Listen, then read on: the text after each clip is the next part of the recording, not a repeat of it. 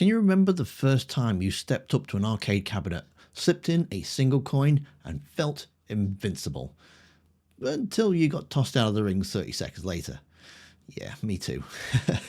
Back when wrestling was larger than life and finishes meant a 500-pound man in spandex sitting on your face, one game body slammed all the others to the mat.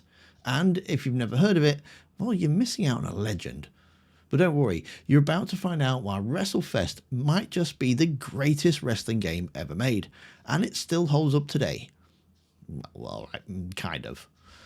So, ring the bell because this Retro Rumble is about to begin.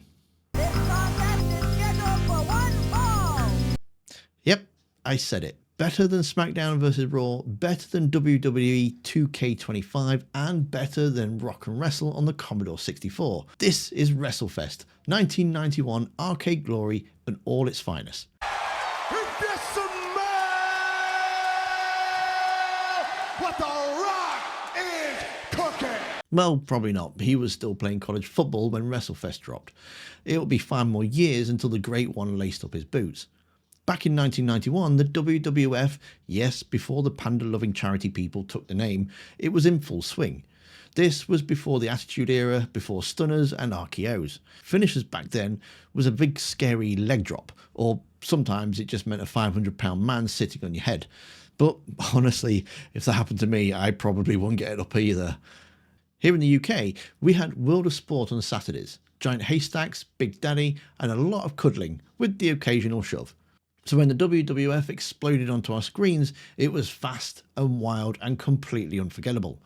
WrestleFest captured all of that perfectly. When it hit the arcades, WrestleFest slammed every other wrestling game into the mat. It was the one you had to play. You got 10 wrestlers to choose from, larger than life characters, big names like Big Boss Man, Earthquake, my all-time favourite, which was the Ultimate Warrior, and there were 2 main modes: Team Up on Saturday night's main event to climb the ranks and take down Legion of Doom, or enter the chaos of the Royal Rumble. Now, I'm playing this on the MAME emulator, and although it was my first time playing, nearly 30 years, this time I've got unlimited credits, instead of the one shiny coin from my dad. When I saw that Warrior sprinting to the ring, the memories came flooding back, including that time I got tossed over the rope in 30 seconds and lost my shiny coin. At least this time I didn't cry. The graphics are bright and bold and they're pretty much spot on.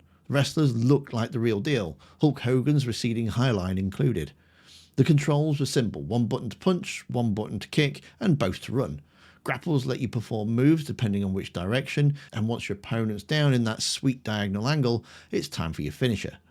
You could even roll outside the ring and grab the steel steps, or go on full-on rule breaker, but don't hang around past the 20 count or you're done.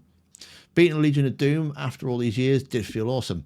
The game nails that TV production feeling. It's time to fight with a powerful challenge.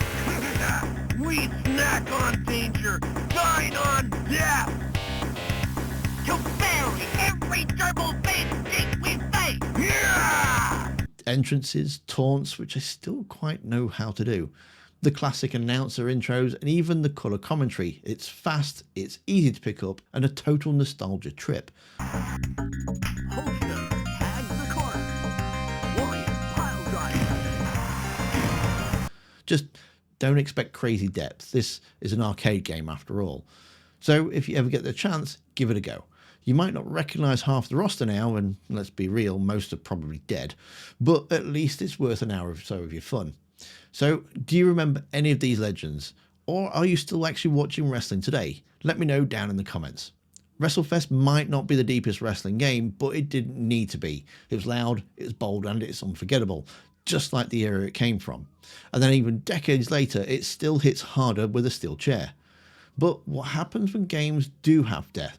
Psychic powers, stealth, and a twist-filled story that gets completely forgotten. Well, there's a GameCube title that had all that and more, but nobody talks about it.